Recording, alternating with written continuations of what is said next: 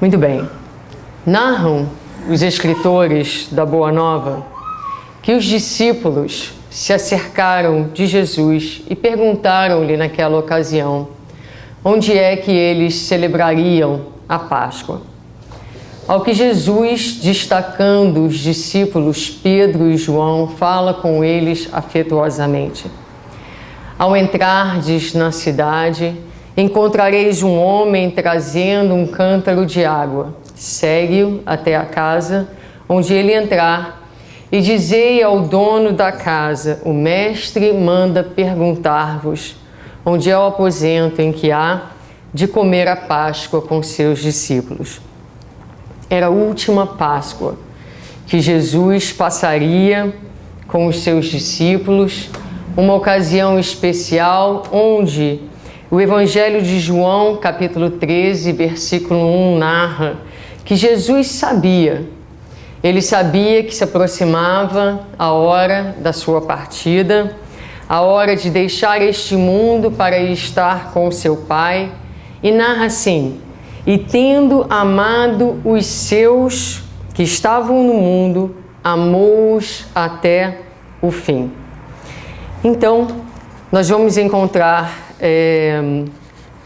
Jesus em volta da mesa naquela ocasião, na ceia da Páscoa, obedecendo aos ritos da época, parte da celebração, quando em determinado momento, então, o Senhor se levanta, toma um pano de linho e cinge-se, põe em volta do seu corpo. Joga água na bacia e começa então a lavar os pés empoeirados dos discípulos e a enxugá-los com o pano com o qual estava cingido. Quando chega a vez de Simão Pedro, assustado, diz: Senhor, tu lavas os meus pés? E em resposta Jesus diz: o que faço agora não sabes, mas depois vais saber sobre todas estas coisas. E mais adiante Jesus pergunta aos seus discípulos: sabeis o que vos fiz? Vós me chamais de mestre e senhor, e dizeis bem, pois eu o sou. Portanto, se eu, o mestre e o senhor, lavei os vossos pés, também vós deveis lavar os pés uns dos outros. Pois eu vos dei o exemplo, para que assim como eu fiz, façai-vos também. Amém. Amém vos digo, o servo não é maior do que seu senhor, nem o enviado maior do que aquele que o enviou. Se sabeis essas coisas, bem-aventurados sois se as fizerdes.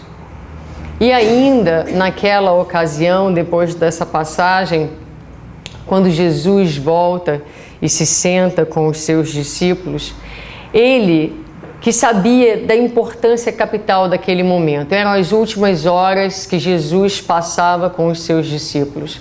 Era importante naquele momento que ele deixasse ensinamentos significativos que marcassem profundamente a vida dos discípulos. Então, em um outro momento, Jesus ainda deixa um novo mandamento para os seus discípulos, quando ele diz: filhinhos, ainda por um pouco estou convosco, um novo mandamento vos dou, que ameis uns aos outros, assim como eu vos amei, que também ameis uns aos outros.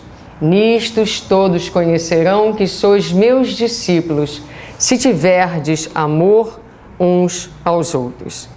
Então, como falávamos, era um momento importante, momentos finais onde Jesus sentia a necessidade de deixar algumas orientações importantes para os discípulos. Orientações estas que são analisadas no livro Mestre dos Mestres, de Augusto Cury, uma série que analisa a inteligência do Cristo, e ele analisa estas falas de Jesus, este momento de Jesus na refeição da Páscoa, e diz que ali Jesus, então, ele faz um convite aos seus discípulos que ele coloca em 4 partes. Ele convida os discípulos à criação de um relacionamento interpessoal aberto e íntimo, capaz de produzir amigos genuínos. Ele convida os discípulos à preservação da unidade entre eles. Ele os convida à criação de uma esfera sublime de amor e convida à produção de um relacionamento livre de competição predatória e individualismo. Então Jesus, naquele momento, ele faz esse convite aos seus discípulos. Faz esse convite a todos nós, discípulos do Senhor, que é um convite à unidade. Jesus, na verdade, quando ele convida os discípulos, ele não é um convite à unidade para que os discípulos estivessem sempre todos no mesmo espaço físico, digamos assim. O que Jesus convida é que seus discípulos estejam sempre no mesmo sentimento, em uma mesma meta.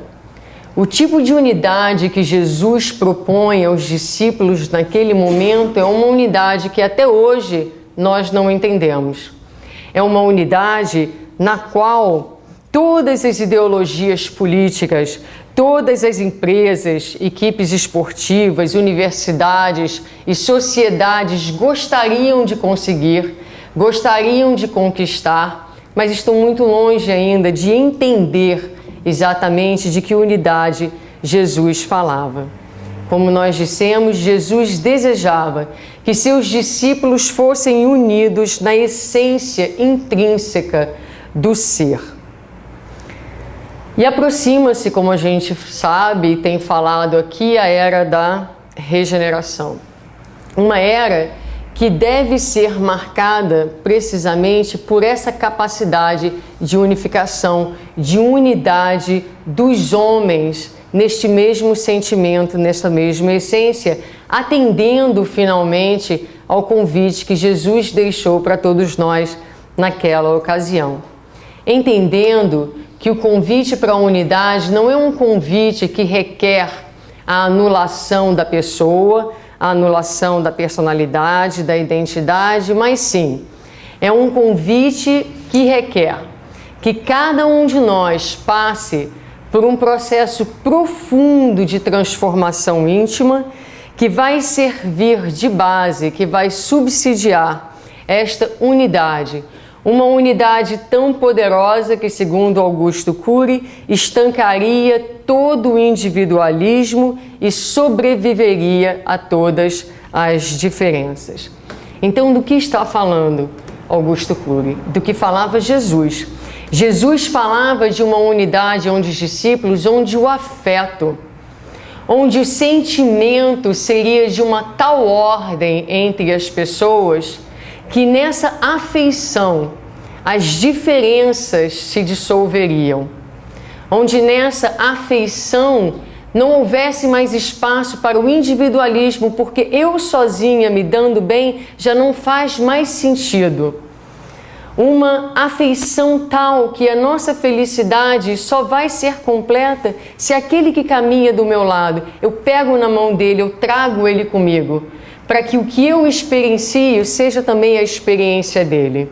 Então é desse nível de afeição, é desse nível de unidade que falava Jesus.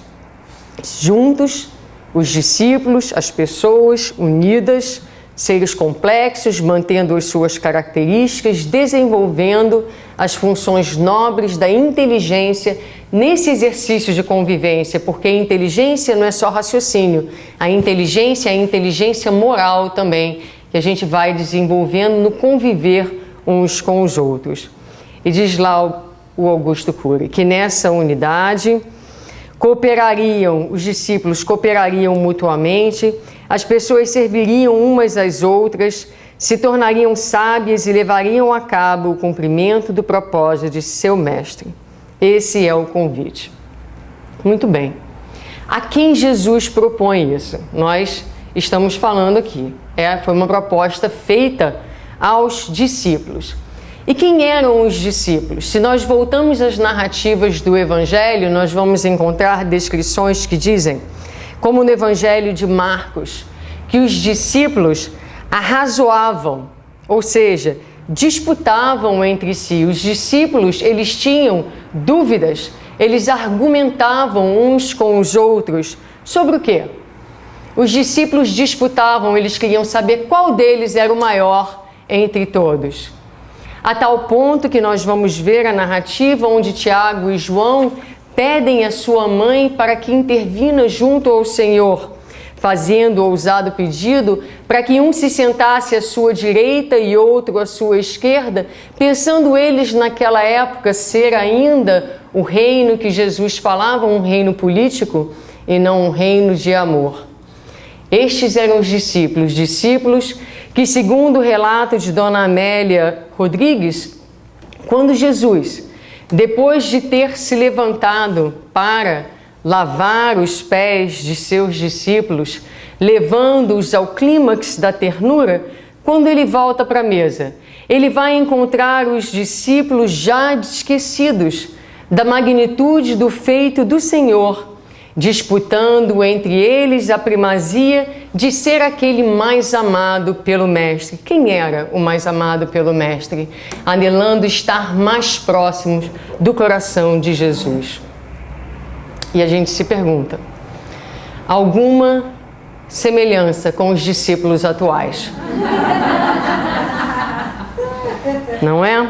Passaram-se 2000 anos e hoje nós vivemos em um mundo completamente diferente, com uma capacidade intelectual, com um avanço tecnológico, um contexto social completamente diferente, mas um contexto emocional exatamente o mesmo. Nós também ainda brigamos, lutamos, nos ressentimos quando não somos vistos, quando não somos valorizados, quando não nos sentimos queridos. Queremos ser os maiores. Se pudermos disputar o lado direito e o lado esquerdo, onde vamos nos sentar? Fazemos o mesmo nas nossas vidas de relações, dentro do centro espírita, dentro do movimento espírita. As nossas relações são ainda permeadas pelas disputas, pela inveja, pela competição. Diz Augusto Cury que Jesus falava a indivíduos psicologicamente equivalente a crianças de 5 anos de idade. E ele fala uma coisa espetacular, ele diz que qualquer criança de 5 anos de idade conhece a arte do individualismo, que é um fenômeno intelectual espontâneo que não requer esforço algum. Para sermos individualistas não é necessário qualquer esforço. Uma criança de 5 anos de idade é individualista. O que mais é uma criança de 5 anos de idade? Uma criança de 5 anos de idade com facilidade exclui, com facilidade discrimina, com facilidade divide, com facilidade rompe. E aí a gente se pergunta, quantos anos nós temos? Não é? Porque nós também, com facilidade, fazemos tudo isso. E o contrário de tudo isso? Quem faz? Quem será que já cresceu o suficiente? Não é? Isso é a coisa mais fácil. A gente continua, né? Aí já 2000 anos depois de Jesus, centrados no individualismo, é muito mais fácil excluir do que é conviver. É muito mais fácil separar do que processar. Então a gente continua nesse momento psicológico, que era o momento psicológico dos discípulos. Como é que o Cristo poderia transformar intrinsecamente o ser humano se a tendência natural deste é se colocar acima dos outros e querer que o mundo gire em torno de suas próprias necessidades? Então, a proposta de Jesus para nós hoje é uma proposta que parece muito aquém das nossas possibilidades emocionais. Ele falou isso há 2000 anos atrás para aqueles discípulos, né? Será que ele estava out of his mind, não é? E o que a gente vai ver na questão 917 de O Livro dos Espíritos é que esse processo egoísta, esse processo individualista, não é? O egoísmo, ele é a maior chaga da humanidade. Mas é um processo natural à nossa condição evolutiva. E nessa mesma questão tem essa frase, que é uma frase que eu particularmente gosto muito, que diz que o egoísmo assenta-se na importância da personalidade. Então, quem já me ouviu falar, eu já gosto sempre de dar esse exemplo. Quando a gente fala assim, eu não acredito que fulano foi capaz de fazer tal coisa comigo. Então, o que nos dói mais não é o desequilíbrio do outro, é o fato dele ter ousado de agir desta maneira com Vossa Senhoria. Não é? O ser mais importante do planeta. Porque quando a gente tem 2, 3 anos de idade, isso é natural, né? Eu vejo os meus filhos, eles querem ser, quando um fica doente, o outro quer adoecer também, não é? Então a gente está fazendo tratamento com remédio, o outro tem que fazer o tratamento com água, porque esse negócio de perder a posição de destaque é um negócio complicado. Então, para esse momento evolutivo deles, de 2, 3 anos de idade, isso é aceitável, não é? Só que a gente não cresce. Espiritualmente, nós estamos num momento ainda, nessa pergunta do Livro dos Espíritos, diz, muito próximos do princípio de todas as coisas. E o princípio é instintivo, onde a gente luta pela sobrevivência. O meu, o eu, a gente tenta sobreviver, e nessa luta de sobrevivência a gente sobrevive eliminando. Até um dia que a gente cresce e a gente vai aprender que a gente sobrevive incluindo. Só que até lá há uma grande caminhada. E essa importância da personalidade cria então o que a gente chama de personalismo e de individualismo. Mas obviamente que Jesus não faria uma proposta aos seus discípulos e nem a nós que fosse inalcançável.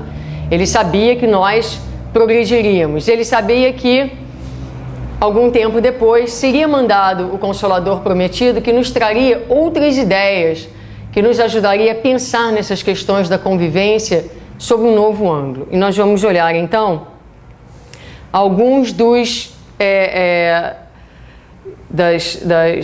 das referências que a gente encontra dentro do Livro dos Espíritos e do Evangelho que nos ajudam a pensar essas questões que estamos falando. Então, em O Livro dos Espíritos, no estudo das leis morais, a gente aprende lá dentro das leis naturais que nenhum homem no mundo goza de absoluta liberdade, porque todos precisais uns dos outros, assim como os pequenos dos grandes.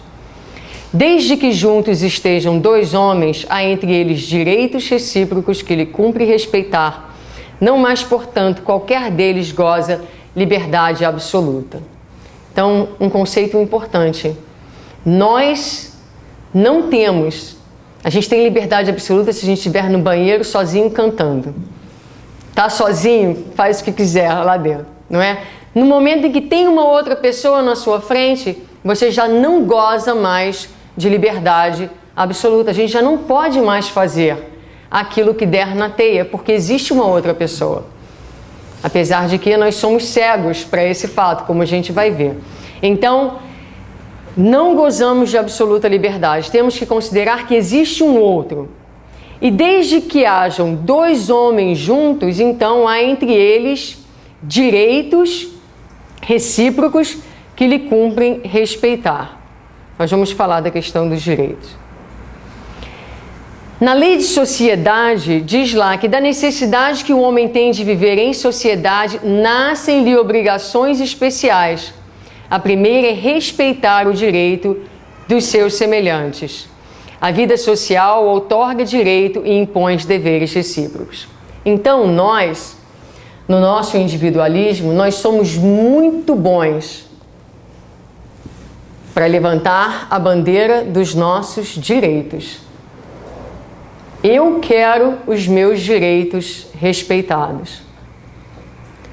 Honestamente, quando foi a última vez que você pensou que a pessoa que está junto de você também tem direitos? Honestamente, eu não consigo lembrar. Talvez vocês consigam. Pensar que a pessoa que está na frente de você tem direitos. A gente só pensa no nosso, porque a gente está tão centrado no nosso eu, a gente está tão centrado nesse individualismo que, de novo, a gente esquece que existe uma outra pessoa nessa relação e que quando a gente levanta a nossa bandeira de direitos, esses direitos pertencem ao outro também. Nós temos direito de pensar o que pensamos, ele também tem. Nós temos direito de sentir o que sentimos, ele também tem os mesmos direitos. E é parte dos nossos deveres respeitar o direito do outro. Olha, isso é uma mudança de paradigma para as nossas vidas. Porque muito poucos de nós pensam e têm essa concepção nas suas cabeças. Por isso a nossa vida de relação é tão complicada. Dai a César o que é de César. Não é? Geralmente essa passagem do Evangelho é interpretada como dar ao mundo as coisas que são do mundo. Mas César pode ser o Marcelo, pode ser a Tati, na minha vida de relação com eles. Então é dar a eles o direito de agir e de fazer e de pensar e de ser diferente de mim. Eles têm esse direito. É preciso que nós demos ao outro o direito que nós estamos sempre tentando obter para nós mesmos. E aí, saindo do livro dos Espíritos e entrando agora dentro do Evangelho, há uma passagem, que é a passagem que fala do dever, que nós deveríamos pensar, talvez todos os dias, ler essa passagem antes da gente começar o nosso dia. Diz lá que o dever é a obrigação moral da criatura para consigo mesma primeiro e em seguida para com os outros. O dever é a lei da vida. Então, de novo, nessa vida em sociedade nós temos direitos, mas também temos deveres. E ensina o Evangelho que o dever é lei da vida. Faz parte das leis de Deus. E diz lá que na ordem dos sentimentos, o dever é muito difícil de cumprir-se. Reconhecem os espíritos isso. Por se achar em antagonismo com as atrações do interesse e do coração, em consonância com o ensinamento de O Livro dos Espíritos. Não têm testemunhas as suas vitórias e não estão sujeitas à repressão suas derrotas. O dever íntimo do homem fica entregue ao seu livre-arbítrio.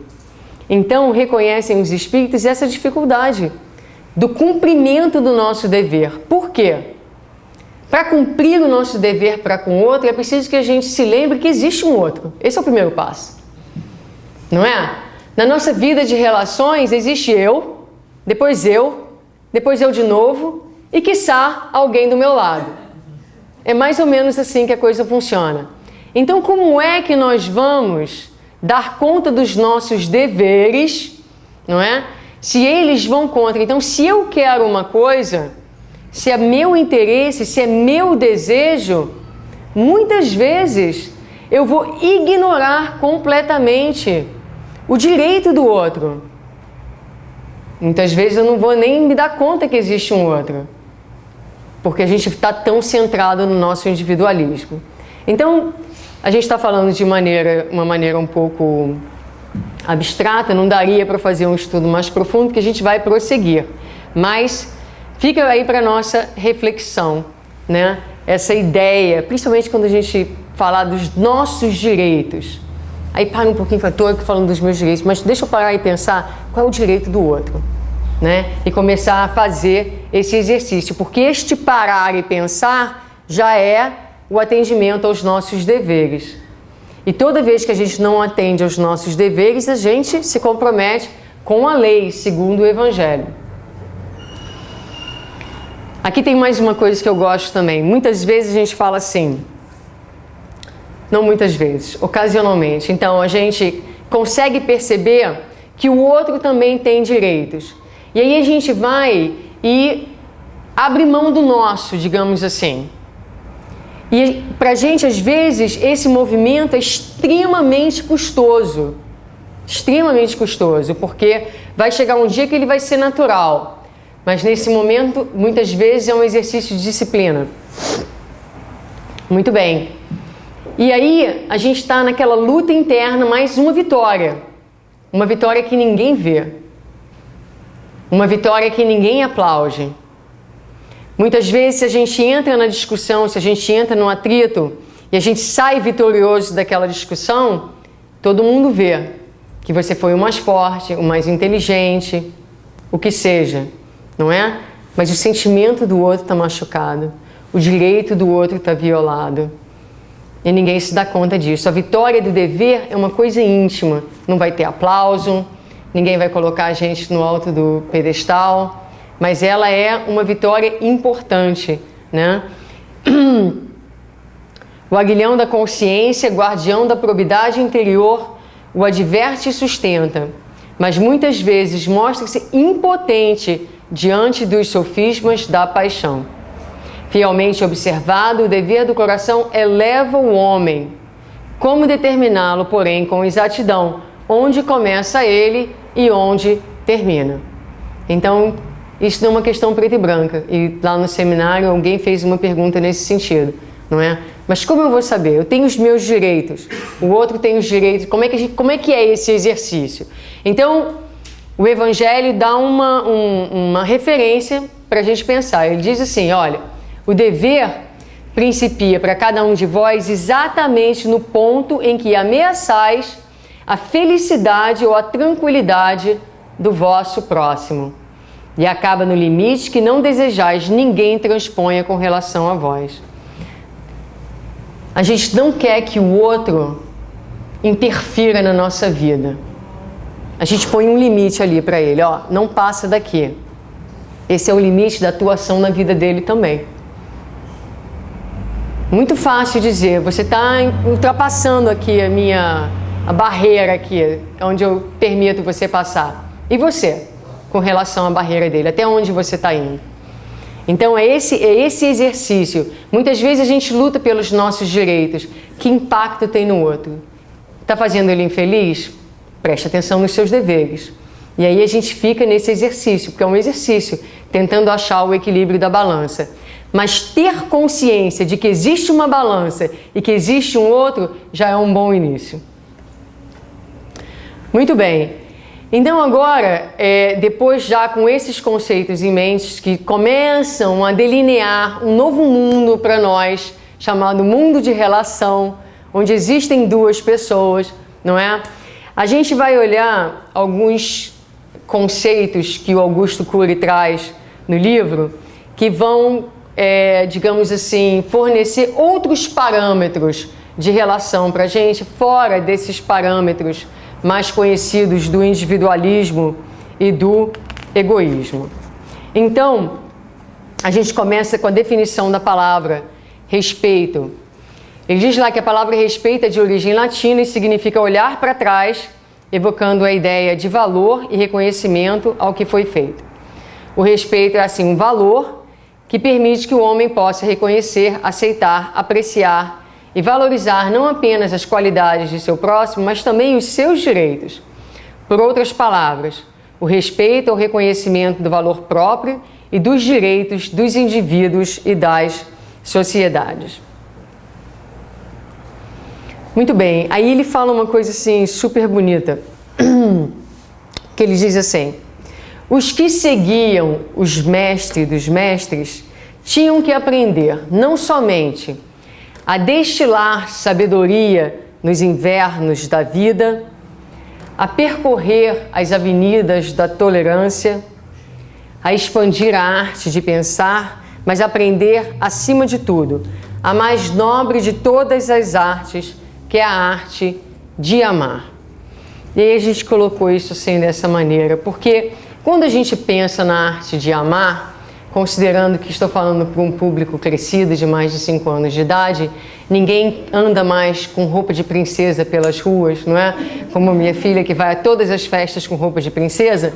Então, quando a gente sai dessa fase da fantasia e da princesa, a gente precisa se dar conta de que a arte de amar é isso, ela passa por invernos, ela requer avenidas de tolerância e a capacidade de refletir, a capacidade da gente pensar, não é? Então a vida de relação é feita de estações diferentes, não tem mais princesa e príncipe, não é? É uma vida de altos e baixos e a maturidade psicológica permite ao ser passar por esses altos e baixos, passar por essas estações, pensar assim, essa pessoa nesse momento, obrigada, nesse momento, a nossa relação é uma relação de outono, de folhas caindo. Mas essa pessoa e essa relação valem a pena na minha vida. Então a gente passa pelo outono, a gente passa pelo inverno, porque a gente começa a amar as pessoas como Jesus nos amou, com paixão. Jesus tinha paixão por cada um de nós. Ele tinha um amor profundo. Cada um de nós vale a pena para Jesus. E é preciso que a gente ame as pessoas dessa mesma maneira. Também no projeto de Jesus, o individualismo se torna uma atitude muito pouco inteligente. Jesus vai estabelecer uma nova via de relacionamento através da cooperação mútua e da doação sem retorno. Falamos há um tempo atrás da questão da cooperação, quando fizemos uma palestra olhando na questão das relações dentro do centro espírita. Dizíamos então que qualquer chefe, qualquer líder, lidera com muito mais facilidade num processo hierárquico, qual é a palavra em português? Em inglês, não me lembro de nenhuma das duas. Autoritário, do que num processo de cooperação. É muito mais fácil eu chegar aqui e dizer, olha, as normas são essas, nós vamos fazer desta maneira, do que eu chegar e perguntar, olha, senta aqui comigo, eu quero saber a sua opinião. A pior coisa do mundo é a gente pedir a opinião dos outros. Porque quando a gente pede, o outro vai dar. E na verdade, a única coisa que a gente quer escutar é que ele diga assim, nossa, que ideia fantástica. Porque quando a gente ouve o outro escutar, nossa, que ideia fantástica, o que a gente escuta é, nossa, você é fantástico. E é só isso que o nosso ego e o nosso individualismo suportam nos dias de hoje. Então é melhor não pedir feedback de ninguém. A gente vive isolado e dentro do nosso individualismo. Então o trabalho de cooperação, ele exige que a gente se proponha a passar por uma situação de desconforto. Ou seja, escutar uma ideia diferente da nossa, um ponto de vista, escutar que alguém acha que o que a gente fez não é exatamente a melhor coisa ou da melhor maneira, tolerar isso. Se quando a gente ouve isso, nesse trabalho de cooperação, a gente sente, né, o nosso sangue fervendo por dentro, a gente sente uma vontade louca de bater no outro, então isso são sinais que mostram pra gente o quanto de trabalho a gente precisa fazer portas adentro de nós mesmos. Por quê? Se estamos centrados, né, com Deus e conosco mesmo, vamos ouvir aquilo com tranquilidade, não é? Isso aconteceu recentemente comigo. Eu mandei um trabalho aí pela federação, um companheiro mandou um feedback, né? E eu, ai meu Deus do céu, a trabalheira danada, e o cara ainda foi ver isso, foi ver aquilo, não sei o quê, não é? E aí eu me peguei nessa situação de leve ira. Leve ira. E aí eu falei, mas meu Deus do céu, para com isso. Aí a gente se dá conta do que está sentindo, não é? Não, para com isso, deixa eu olhar o que essa pessoa está dizendo, deixa eu ver se faz sentido. E aí a gente olha e a gente fala, até que isso aqui faz sentido, porque a gente nem se permite olhar o que o outro está falando. Esse é o tamanho, né, da nossa dificuldade. Então esse trabalho de cooperação mútua é um trabalho difícil, mas que vale a pena. A gente não vai entrar na época de regeneração, por mais que a gente queira, por mais que a gente conheça as obras de Kardec, se a gente não souber cooperar e trabalhar uns com os outros. Outra coisa importante na questão da unidade é saber preservar a unidade. É preciso que nós soframos perdas em prol dessa unidade. Então, ele diz que nenhuma unidade sobrevive sem que as pessoas que a procuram estejam dispostas a sofrer determinadas perdas para sustentá-la. Isso é um conceito muito bacana. Porque quem quer perder? Quem gosta de perder? Eu não torço para time de futebol nenhum porque eu detesto perder, então eu prefiro não torcer. Então, a gente não quer perder, mas se nós vamos manter um clima de unidade, em algum momento, a gente precisa perder em prol da unidade. É preciso que a unidade seja maior do que o eu. É preciso que o trabalho tenha mais valor do que as minhas ideias individualistas, egoístas, egocentristas. Então, esse exercício da perda em prol da unidade, né? Ele diz lá, para que a unidade tivesse raízes, era necessário trabalhar as perdas e as frustrações e apreciar as metas coletivas acima das metas individuais.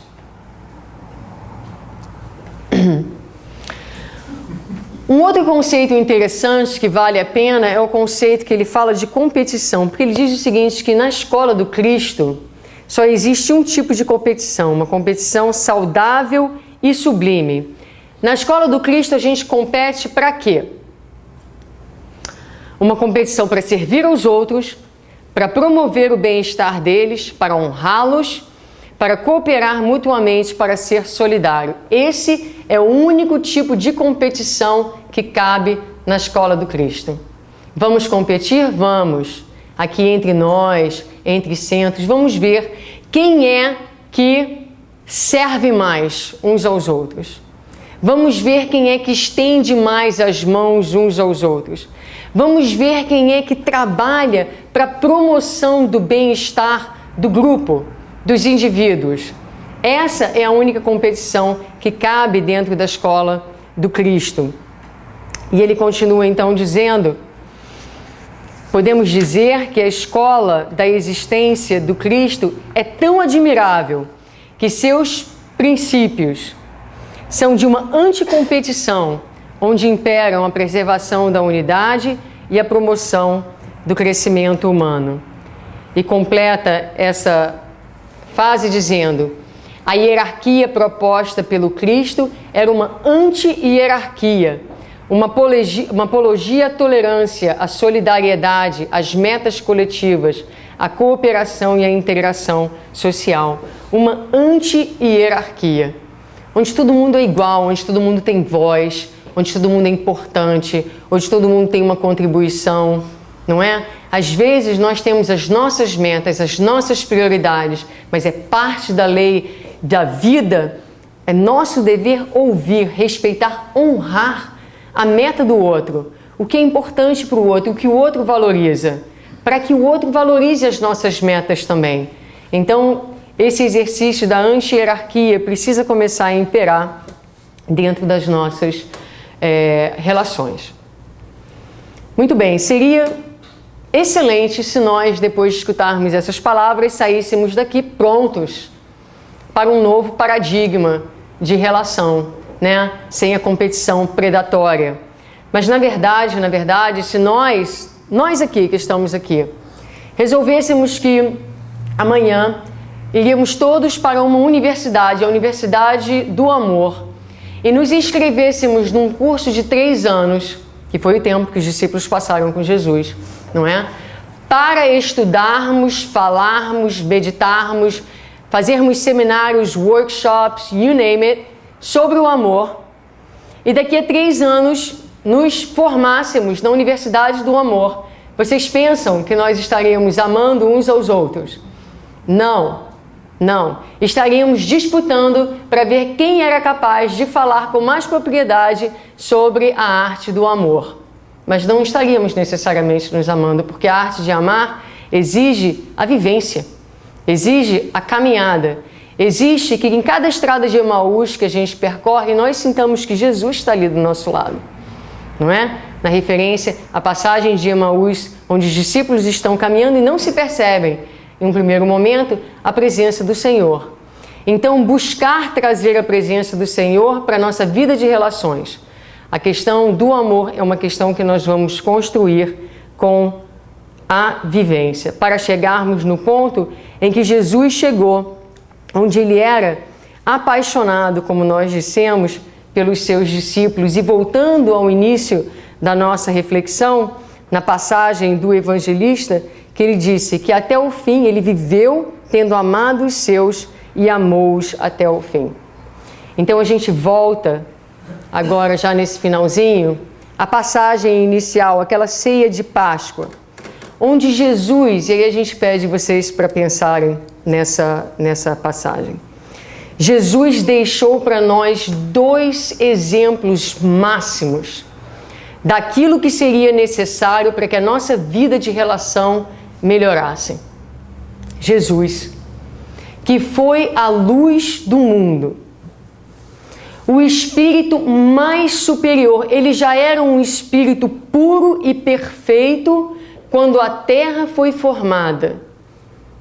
O governador do nosso planeta, o ser mais especial, que a gente talvez não tenha palavras direito para descrever a magnitude deste homem.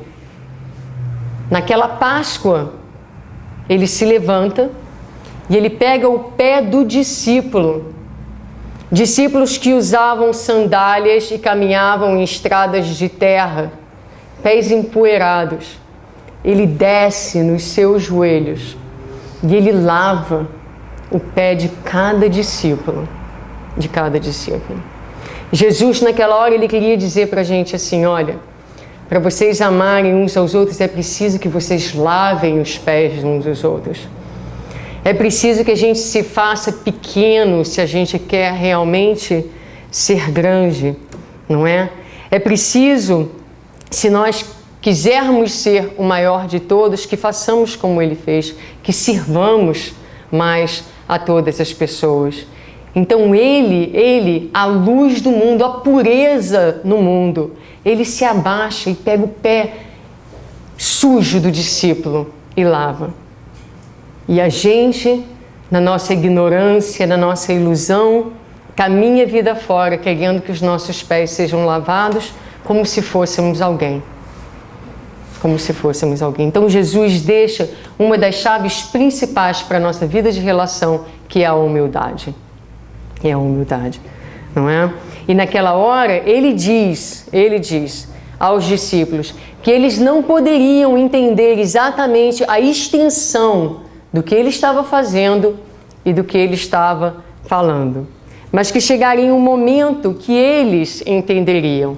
Então, quando Jesus se levanta e volta para a mesa e vê os discípulos naquela disputa, os seus olhos se enchem d'água, porque ele vê que eles ainda estão muito longe de poderem entender a essência da mensagem que ele estava passando. Mas anos depois, aqueles homens simples, rudes, que nunca haviam pensado em se doar a estranhos, profundamente individualistas, eles vão conquistar uma esfera afetiva tão sofisticada. Eles vão finalmente interiorizar a mensagem de Jesus a ponto de se chamarem irmãos. Irmãos. Então, vão passar a formar uma verdadeira família espiritual, um grupo, uma família, não de pessoas que se reúnem por circunstâncias, mas por pessoas que aceitaram interiormente o convite de Jesus e, apesar das suas diferenças, estão unidas em um sentimento. O sentimento do amor. Homens que passam a possuir uma mesma história interior, que é a história do Evangelho, que é a história do amor, não é? Homens que passam a torcer então uns pelos outros, a querer a vitória de todos e não somente de alguns. E nós vamos ver então em uma das cartas de Pedro a Paulo, Pedro, o rude pescador do início de todas as coisas, ele se refere a Paulo, com quem havia tido tantas disputas e tantas diferenças. Ele chama Paulo em uma de suas cartas, amado irmão, amado irmão. Então eles formam esta unidade entre os discípulos e é esta a proposta então que Jesus faz para nós. Como falamos no início, que a gente conquiste, e isso é possível, na nossa vida, em todos os aspectos, mas a gente sempre gosta de falar portas adentro da nossa casa, do nosso centro. Que nós possamos desenvolver um espírito de fraternidade tal, um espírito de irmandade, um espírito afetuoso tal, que a gente olhe uns para os outros e pense, meu irmão, não é? E na hora das diferenças elas se suavizem, e na hora das dúvidas elas fiquem menores, porque a afetividade vai estar presente, suavizando e possibilitando, abrindo as portas do diálogo e gerando a unidade tão necessária nas nossas vidas de relação. E a gente termina então repetindo as palavras de Jesus para que elas fiquem conosco naquele convite, naquela hora de Páscoa, quando ele diz, amai a Deus acima de todas as coisas e ao próximo como a ti mesmo. Amai os vossos inimigos. Amai-vos uns aos outros como eu vos amei. Amai, meus irmãos, amai. Muita paz.